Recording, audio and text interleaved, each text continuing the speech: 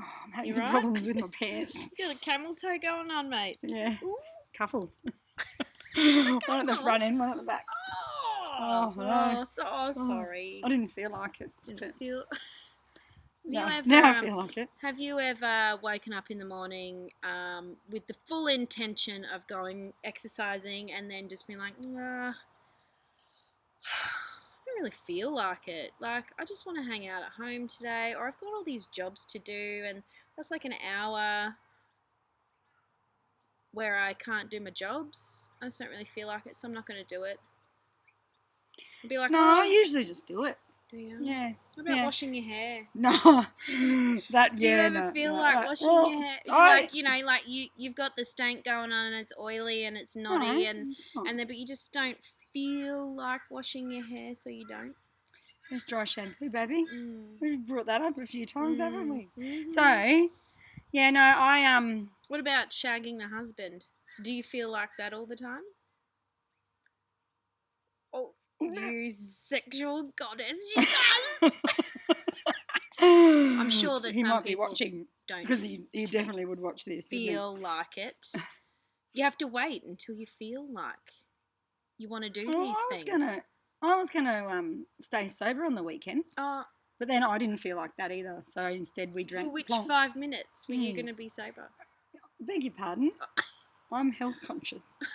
So we didn't feel like staying sober, so we drank some plonk by the fire. We did drink some But we did write down some intentions. We did some moving forward stuff. Yeah. But there are occasionally things you don't feel like doing. And there's so you use your nice little list of excuses. Totally. And you wait for the right time.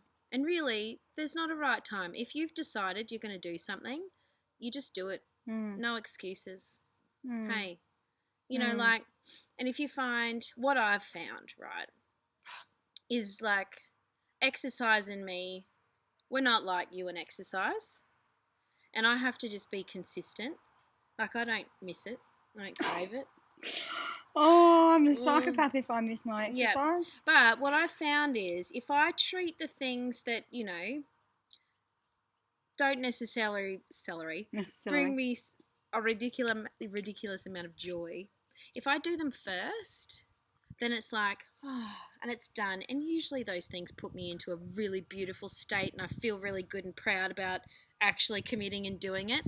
And there's this great story. Who likes Brussels sprouts? I mean, I love them. But, I would probably say that majority of the community don't like Brussels sprouts. Kids. And there's this analogy. Typically. Well, typically. Yeah, there are some men. So if you have a plate and you've got your meat and your gravy, your mashed potato, and then you've got your Brussels sprouts.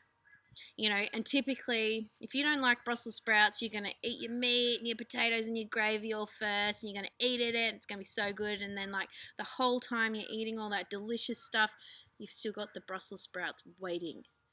And whose parents have said, you're not leaving the table until you eat everything on your plate. And so you end up eating the Brussels sprouts anyway, but then they taint your mouth at the end of your meal, and you were like, rushing your meal, or not rushing your meal, not enjoying all the good stuff because you knew you had the Brussels sprouts at the end. This is great. I really like this. It's coming. The punchline is coming. The punchline is, if you eat your Brussels sprouts first, you get it out of the way, and then you can enjoy the rest of your meal. Or you could just say, the dog. Rip off the Band-Aid. Totally.